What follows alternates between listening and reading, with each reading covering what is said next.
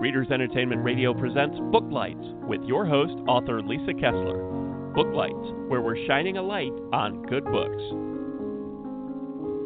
Hello, everyone. It's another week, another Monday, and we are getting so close to Christmas. But anyway, I'm so excited that you guys took some time out to listen in today, because today is going to be kind of a special show, because Abigail Owen is back on, who's a friend of mine, another paranormal romance author. But right now, she and I pulled together a whole bunch of awesome authors to put together a Christmas anthology of paranormal romance. It's called Christmas After Dark. And so I emailed her and said, come back on the show. And she's like, okay. So we both have stories in this collection, so we'll talk to you guys about that too.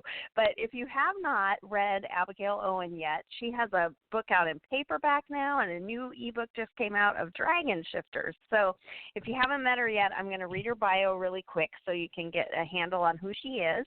Abigail grew up consuming books and exploring the world through writing. She attempted to find a practical career related to her favorite pastime by earning a degree in English rhetoric, which is technical writing. However, she swiftly discovered that writing without imagination is not nearly as fun as writing with it. No matter the genre, she loves to write feisty heroines, sexy heroes who deserve them, and a cast of lovable characters to surround them and maybe get their own stories. Abigail is a multi-award-winning author who has written 30-plus novels, novellas, short stories under 2 pen names.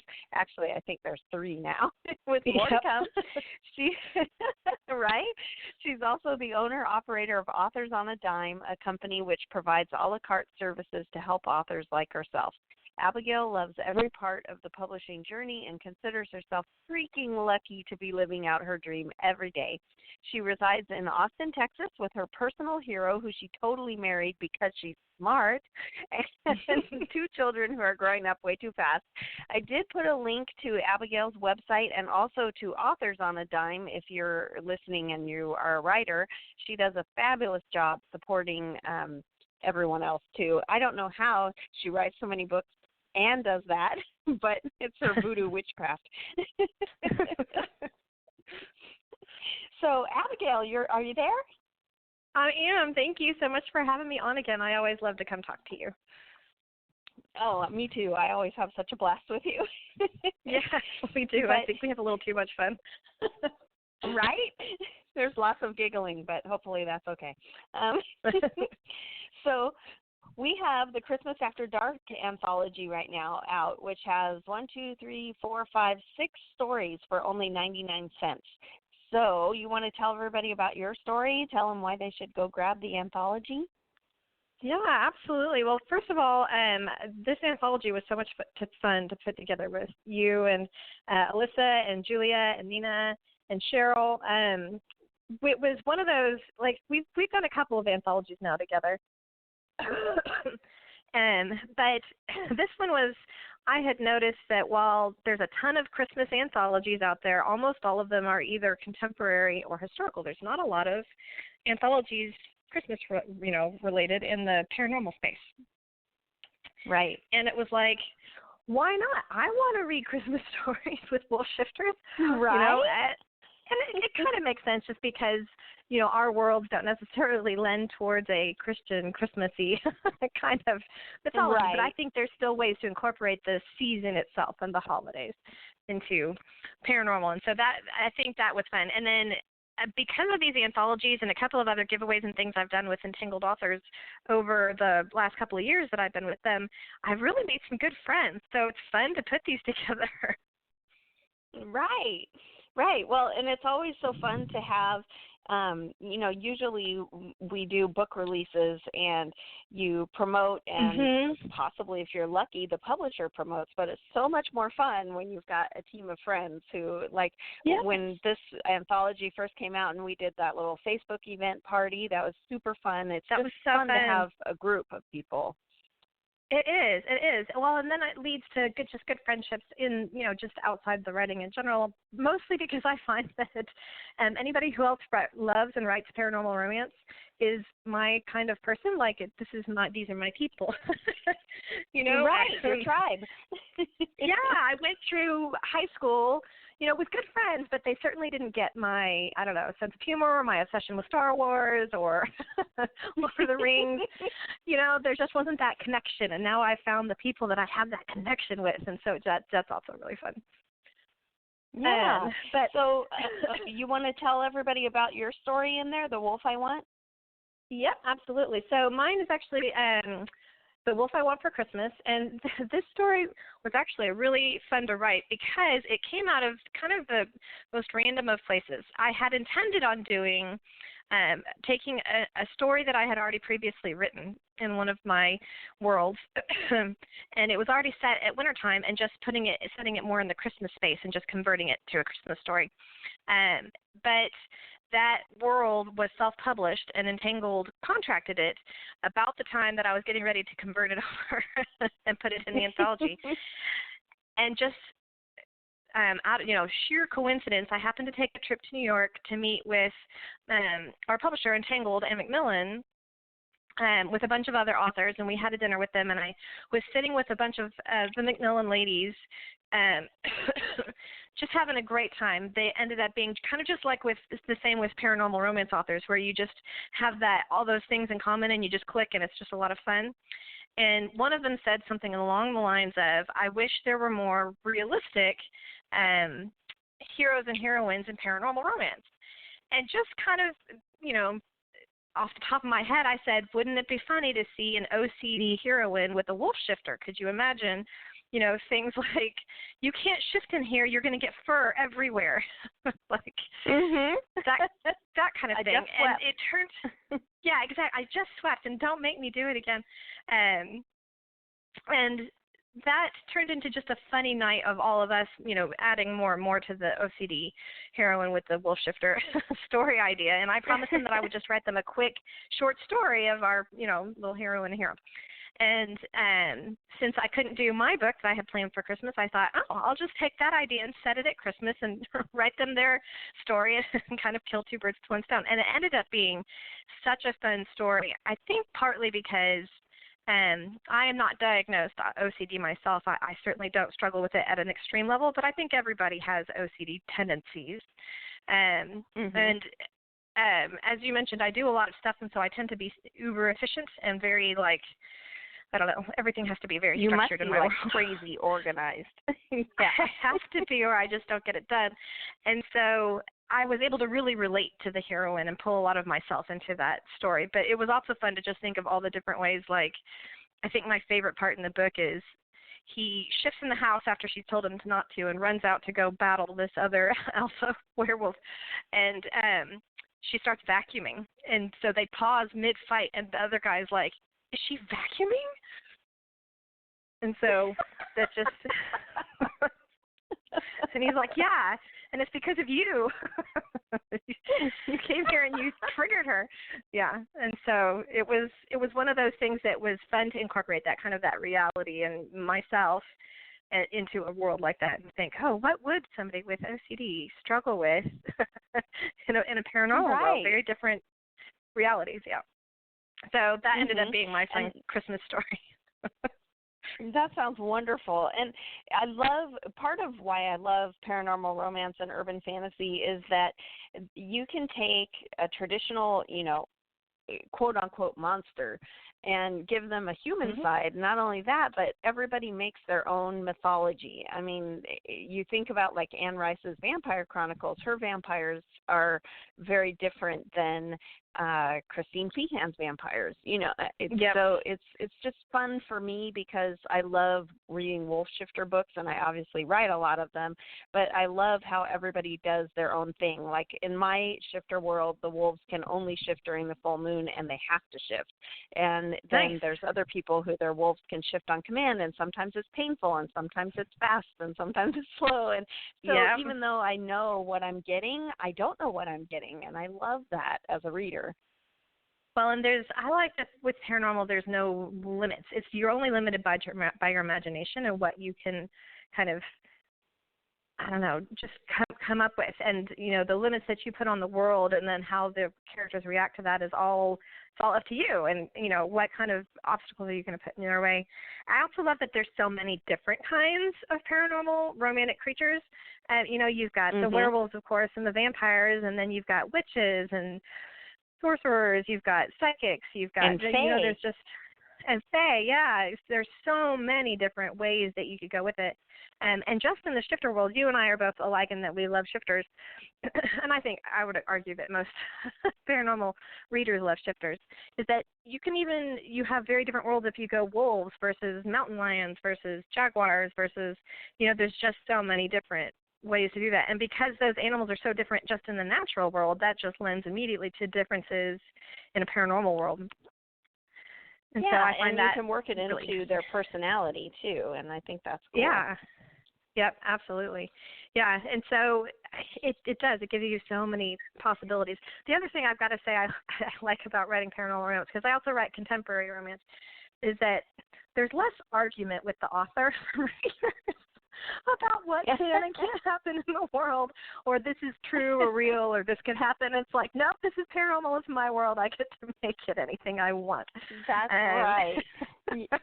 Yes, that's very true. And for me, I like that in paranormal, the stakes tend to be huge. Life and death, the whole world, yes. They're huge stakes, because as a reader, I need that. I'm not a great contemporary romance reader, because for some reason I have no problem suspending my disbelief that this guy is a werewolf and he'll shift once a month. But I have a huge time suspending my disbelief that this billionaire walked in for a quick haircut and falls in love with her. And, I'm like, really?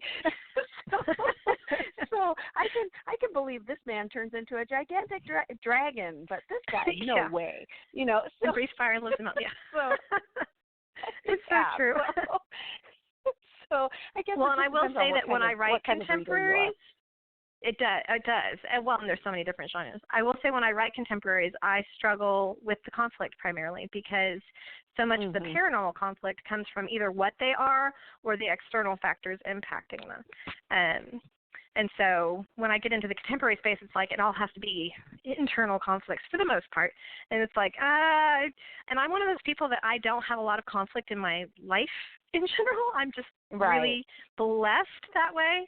But also I just have one of those personalities, like it's really hard to offend me. It's really hard to, I try not to offend other people.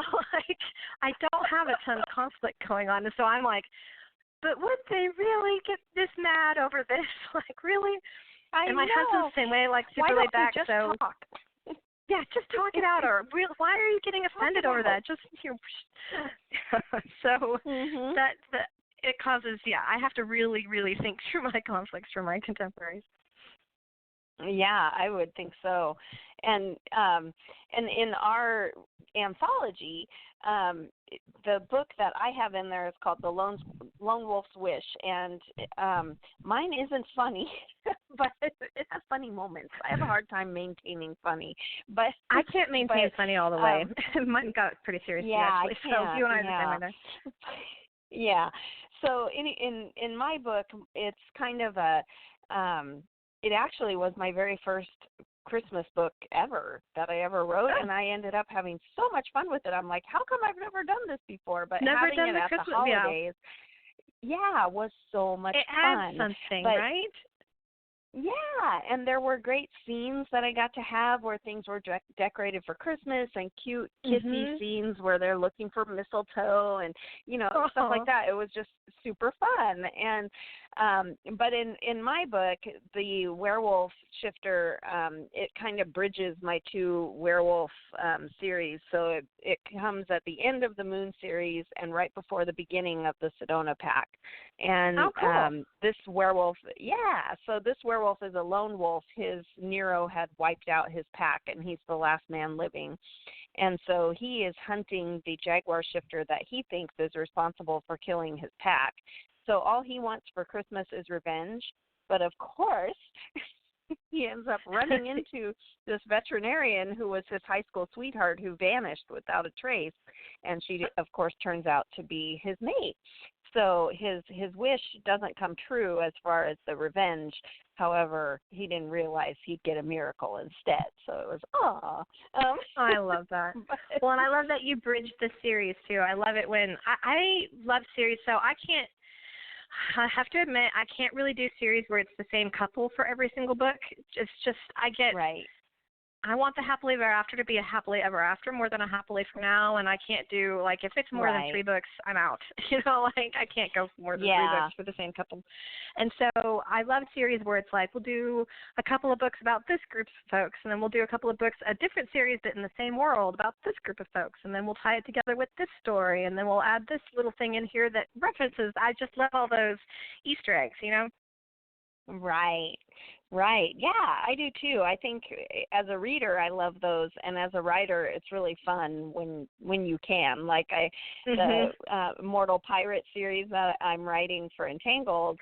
I love that series. I had a moment thank you. I had a moment in the second book where werewolves from the Moon series came in to visit because I have this little inkling of an idea that's going to happen at the very end of the pirate series that may require some help from the werewolves, and so anyway, they showed up, and all my readers were like, "Oh my gosh, yeah, they're there, the werewolves are there!" So I love that. It's very fun.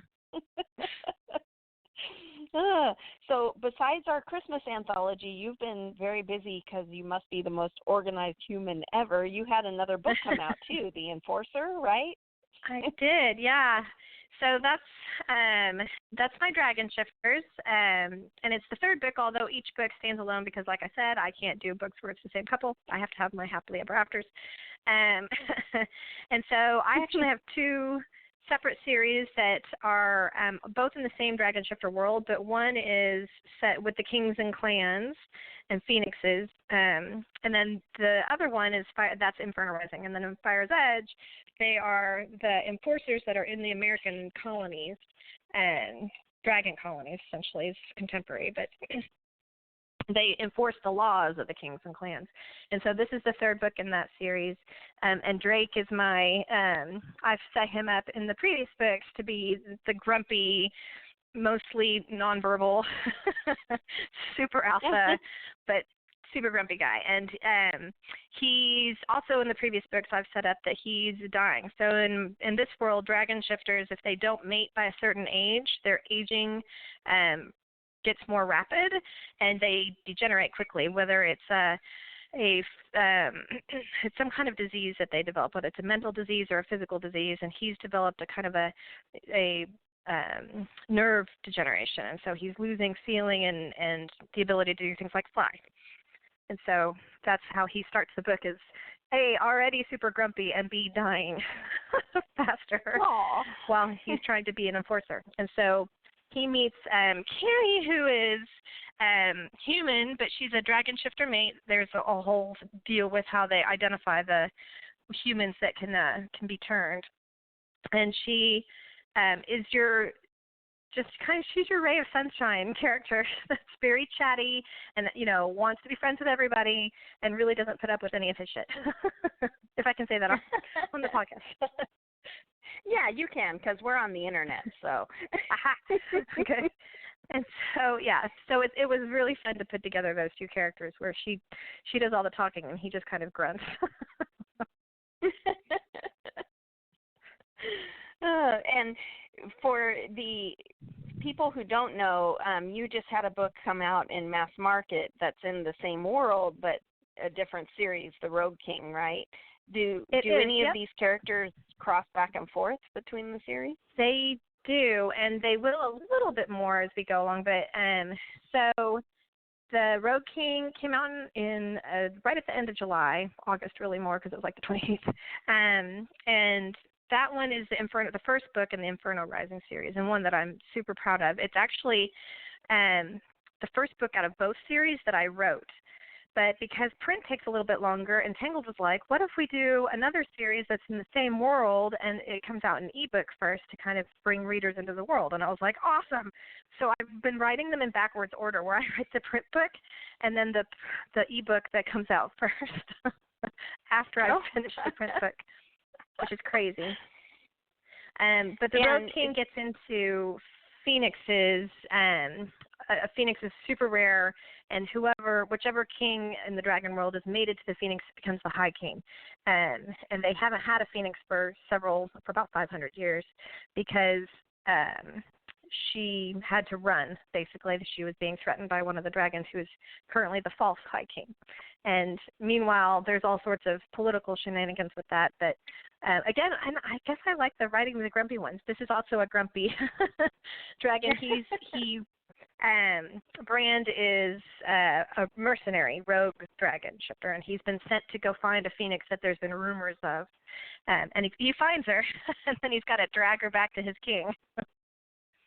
Oh, but she's really his, right? She's really his. Oh. Yep, and so that sets up the world. And then, so yeah, these go back and forth basically where you read, right now you read the first 2.5 because there's a free short story prequel to Fire's Edge books, and then you read the first Inferno Rising and then another Fire's Edge and then Inferno Rising and then a Fire's Edge. So they go back and forth after this in chronological order. And so her sister, Skylar, is introduced at the end of Rogue King, and then Skylar is also a character in The Enforcer right now. So in The Enforcer, you can see what Skylar is doing leading up to Rogue King and then going into her own book, which comes out next summer. Oh, my gosh. So cool. Yeah. So you have plenty of books for people to read about dragon shifters. I do, with more coming. Yeah. And so what is it for you that makes you love the dragon shifters? You know, I love shifters in general. I love the idea of being able to turn into something more powerful in a different way, more physically powerful than we are as humans, and how that dynamic would work in the world. And so I write all sorts of shifters. I've got a series of mountain lion shifters. I've got my wolf shifter story and the Christmas one. But with dragons, it's something about their size and the fact that they can breathe fire, the fact that they can fly, just all those dynamics just makes them, and to me they tend to be magical. Any kind of dragon imagery that you see throughout various different cultures, they tend to be magical. Something scary, but magical. So I love that. Well, they'd have to be to get that big, right? Right? Yeah. And I'm going to kill my dogs. Can you hear them, like, driving each other nuts? Stop it. No, I only hear you. Oh, good, because they're really loud. Suddenly they're in there going, we want to be on the radio? Yeah. No, this isn't your book.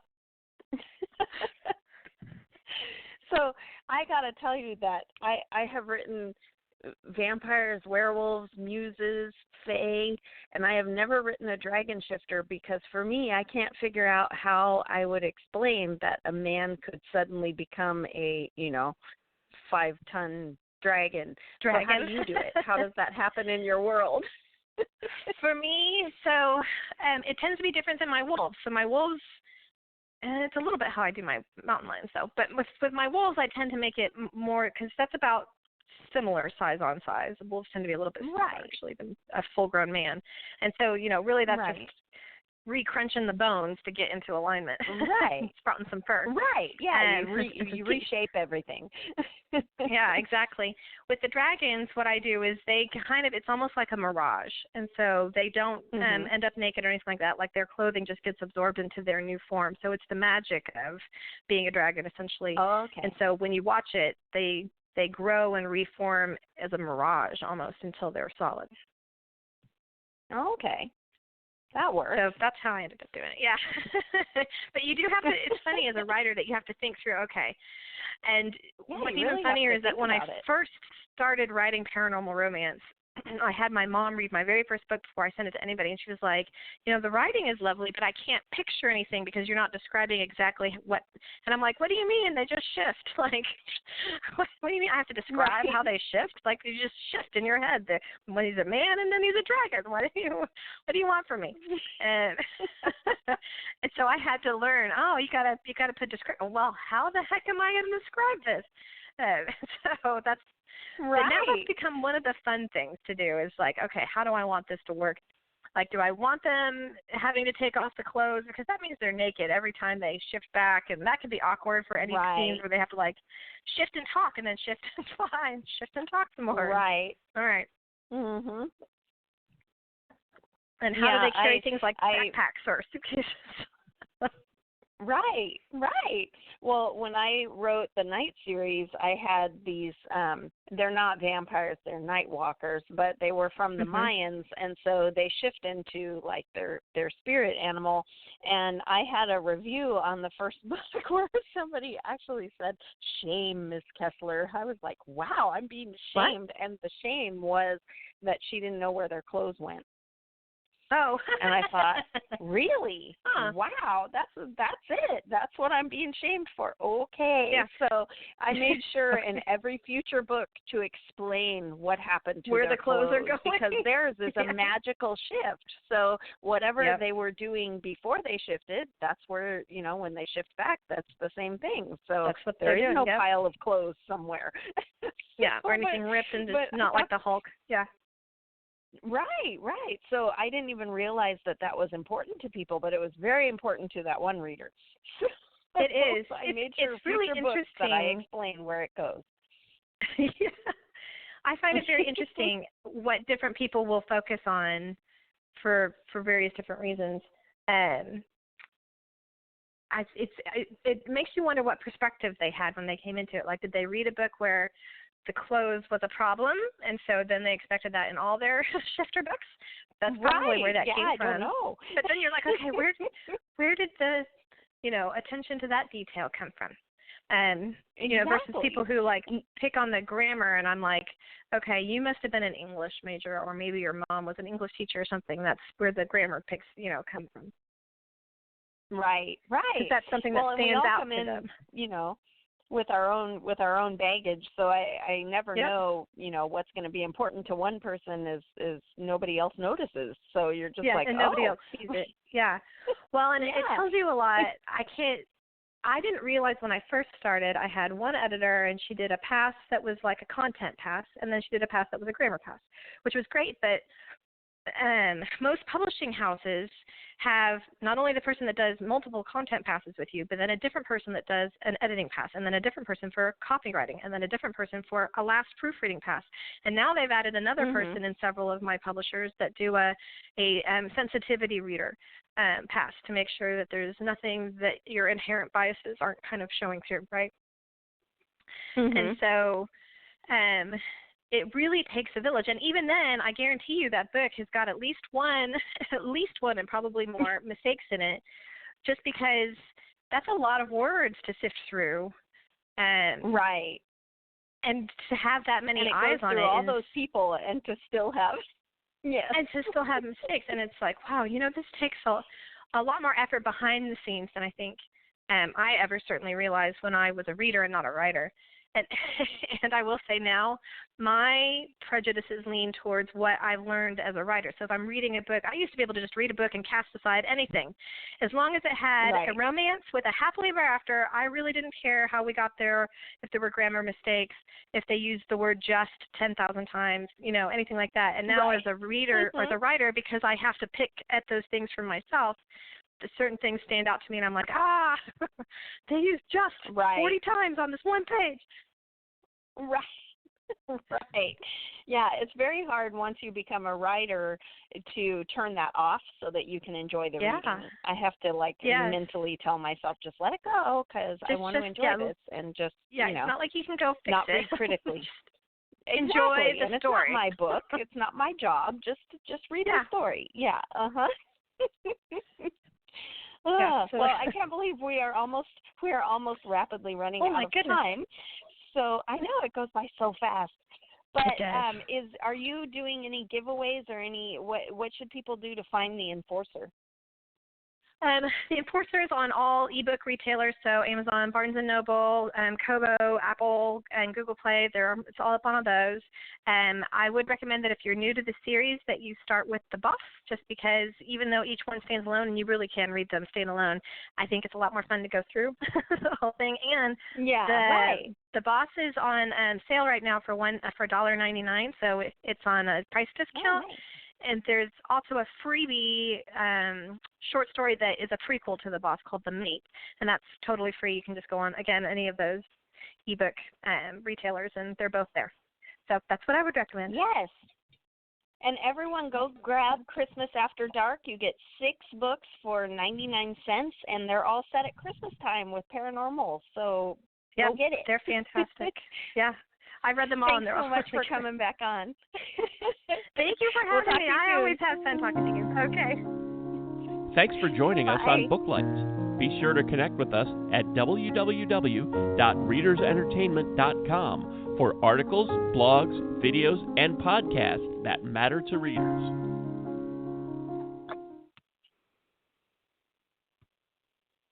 From the excitement of nominations to the applause after the opening of an envelope at the big award shows, The Hollywood Reporter is your source for the inside scoop on the moments leading up to and celebrating the wins of your favorite films, actors, and all the people that made them. Follow the race at HollywoodReporter.com for predictions, reviews, and voters. Check out the THR Awards Hub for everything you need for award season coverage. Visit THR.com today and subscribe to our newsletters so you don't miss a beat. With the Lucky Land Slots, you can get lucky just about anywhere. Dearly beloved, we are gathered here today to... Has anyone seen the bride and groom? Sorry, we're here. We were getting lucky in the limo and we lost track of time. No, Lucky Land Casino, with cash prizes that add up quicker than a guest registry. In that case, I pronounce you lucky. Play for free at LuckyLandSlots.com. No purchase necessary. VGW Group. Void where prohibited by law. 18+. Terms and conditions apply.